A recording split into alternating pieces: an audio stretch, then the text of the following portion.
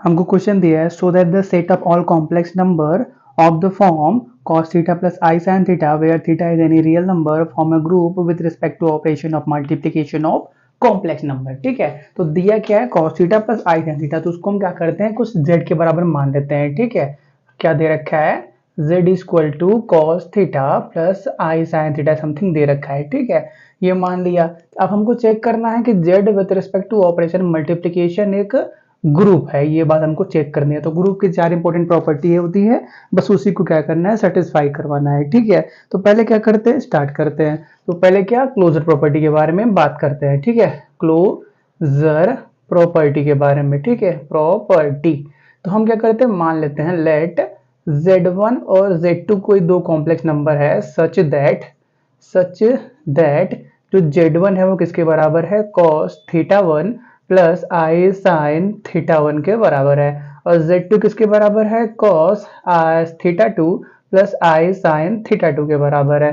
तो अगर आप क्या करते हो इन दोनों को मल्टीप्लाई करते हो z1 डॉट z2 करते हो तो क्या मिलने वाला है आपको cos theta 1 plus i sin theta 1 into cos theta 2 plus i sin theta 2 मिलने वाला है। बस क्या करना है मल्टीप्लाई करना है। ठीक है, तो पहले क्या मिलेगा आपको cos थीटा 1 को मल्टीप्लाई करेंगे उसके अंदर तो मिलेगा cos थीटा 1 cos थीटा 2, फिर क्या मिलेगा प्लस आई cos थीटा 1 sin थीटा 2, फिर क्या मिलेगा प्लस आई sin थीटा 1, जब इसको भी मल्टीप्लाई करेंगे यहाँ पे तो क्या मिलेगा cos थीटा 2, फिर क्या मिलेगा plus i square sin theta 1 theta sin theta 2 मिलेगा। तो आई स्क्वायर को वैल्यू क्या होता है -1 के बराबर, तो यहाँ पे क्या हो जाएगा ये माइनस हो जाएगा। तो हम क्या इसको क्या लिख सकते हैं cos theta 1 cos theta 2 minus sin theta 1 plus sorry multiplication में ना sin थीटा 2, इसको साथ में कर लेते हैं और प्लस इन दोनों पोर्शन में से आई को कॉमन कर लेते हैं तो बी अंदर क्या मिलेगा cos थीटा 1 sin थीटा 2, फिर क्या मिलेगा plus sin theta 1 cos theta 2।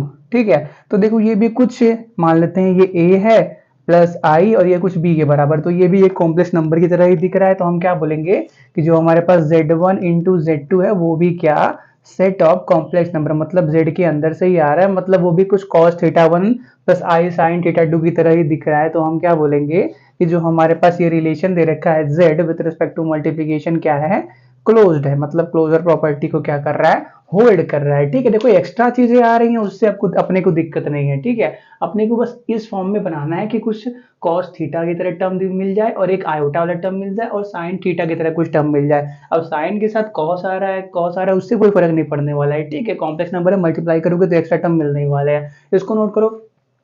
फिर नेक्स्ट बात करते हैं एसोसिएटिव प्रॉपर्टी के बारे में, तो उसके लिए हमको 3 नंबर पे चेक करना पड़ेगा। ठीक है, एसोसिएटिव तो हम क्या करते हैं 3 नंबर मान लेते हैं लेट z1 z2 और z3 कोई 3 कॉम्प्लेक्स नंबर है जो क्या इस z सेट के अंदर से आते हैं, जो क्या cos theta plus i sin theta जैसे ही है। ठीक है, z1 z2 हमने ये मान रखा है, z3 क्या मान लेना cos I theta 3 plus i sin theta 3। ठीक है, तो अगर आप क्या करते हो z1 z2 को पहले मल्टीप्लाई करते हो फिर जो मिलता है उसको z3 से मल्टीप्लाई करते हो, या z2 z3 को पहले मल्टीप्लाई करते हो फिर जो मिलता है वो z1 से मल्टीप्लाई करते हो, दोनों रिजल्ट बराबर आते हैं। तो हम क्या बोलेंगे कि देखो इसको आपको दिखाने की जरूरत नहीं है, अगर आपने ये वाला टर्म दो के लिए दिखा दिया ना तो 3 के लिए भी वैसे ही होने वाला है। 3 के लिए थोड़ा सा मल्टीप्लिकेशन बड़ा होगा लेकिन रिजल्ट आपको बराबर मिलेगा। तो हम क्या बोलेंगे set of complex number with respect to operation multiplication is also associative. वो क्या एसोसिएटिव की प्रॉपर्टी को भी होल्ड करता है। ठीक है, ये हो गया। अब क्या करते हैं एग्जिस्टेंस ऑफ आइडेंटिटी के बारे में बात करते हैं। पहले आप क्या करो ये दोनों पॉइंट को आप नोट करो। ठीक है, पहले इसको नोट करो, हो गया।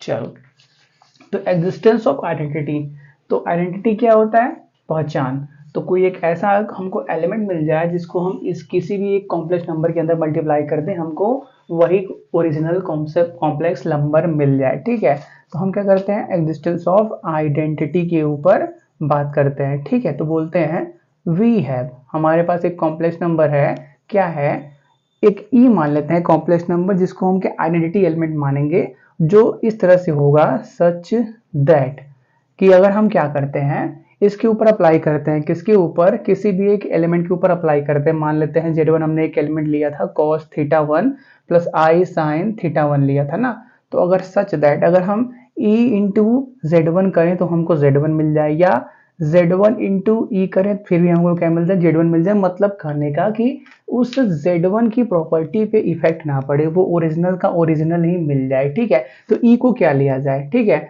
तो अगर हम क्या करें, वन प्लस जीरो वाई ले लें तो कोई फर्क पड़ने वाला है, नहीं पड़ने वाला है। तो हम ई को क्या ले लेते हैं, वन प्लस जीरो आई। ठीक है, अब कॉस थीटा वन कब आएगा, कॉस थीटा वन कब आएगा, इसके ऊपर बात चलेगी। तो देखो हमको क्या मालूम है कि कॉस जीरो क्या होता है, वन के बराबर। तो आराम से कॉस जीरो भी वन होता है, और फिर क्या उसमें टू पाई ऐड करेंगे वो भी वन होता है, फिर टू पाई ऐड करेंगे वो भी वन होता है। मतलब कॉस का पीरियड टू पाई होता है, तो बहुत जगह पे वन देता है। लेकिन हम क्या करते हैं, क्या बोलते हैं, सिंपल सा वैल्यू ले लेते हैं, cos zero plus zero y. ठीक है, चलो इतना हो गया।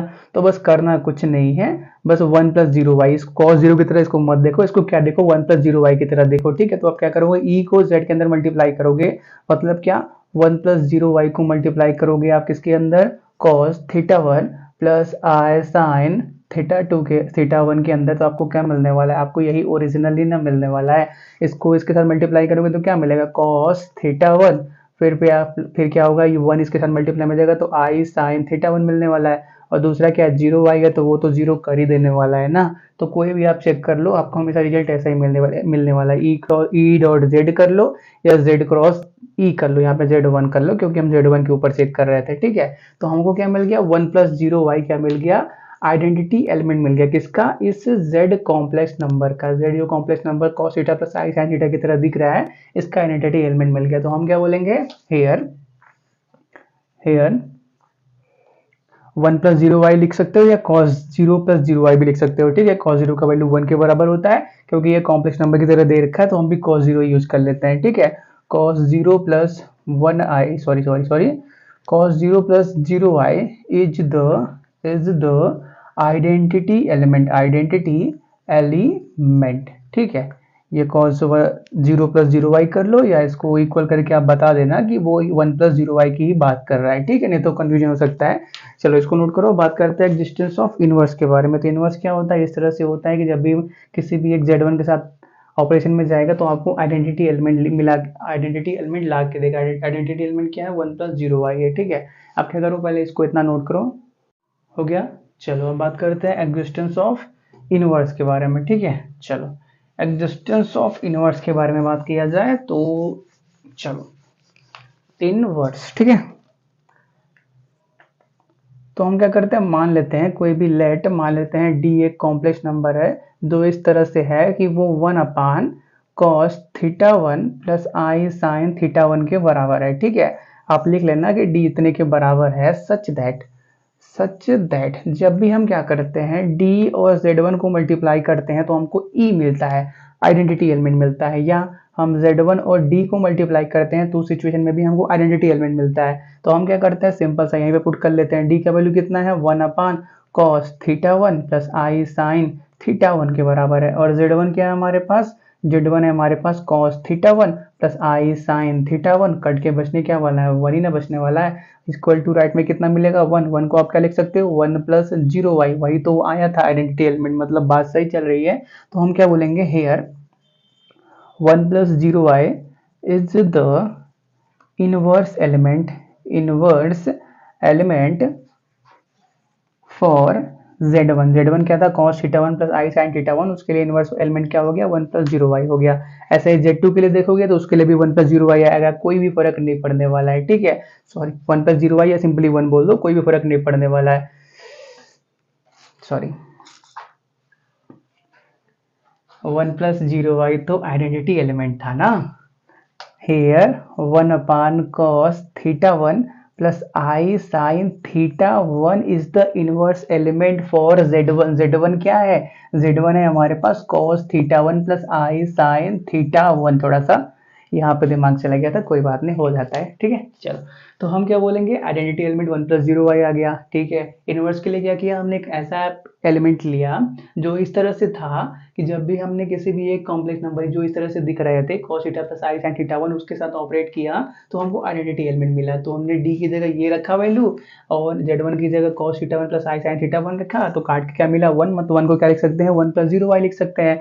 यहाँ पे 0 है, i मल्टीप्लाई करोगे 0 ही, मतलब ओवरऑल वो 1 ही लिखा हुआ है, लेकिन ऐसा लिखने में अच्छा लगता है क्योंकि कॉम्प्लेक्स नंबर कुछ a प्लस आई भी की तरह दिखता है, इसीलिए ऐसा किया। ठीक है, तो ये मिल गया, मतलब क्या ये वाला टर्म जिसकी वजह से क्या हो गया, ये कट के 1 हो गया, 1 अपन cos theta 1 plus i sin theta 1, ये क्या हो गया cos theta 1 plus i sin theta 1 का इनवर्स एलिमेंट हो गया। ऐसे अगर हम बात करेंगे z2 क्या होता, z2 क्या था cos theta 2 plus i sin theta 2 था। तो हम क्या करेंगे उसके लिए इनवर्स पार्ट क्या निकालेंगे 1 अपान cos theta 2 plus i sin theta 2, मतलब हर जितने भी एलिमेंट होंगे इस तरह के वो अपने इनवर्स पार्ट के साथ एग्जिस्ट करेंगे। तो हम क्या बोलेंगे here z with respect to multiplication is also invertible, वो क्या होगा इनवर्टेबल होगा। तो देखो क्लोजर एसोसिएटिव आइडेंटिटी भी मिल गई, इनवर्स भी मिल गया, तो हम क्या बोलेंगे ये क्या है एक ग्रुप है, क्या है एक ग्रुप की प्रॉपर्टी को सेटिस्फाई कर रहा है, मतलब ग्रुप की कैटेगरी में आता है। ठीक है, इसको नोट करो।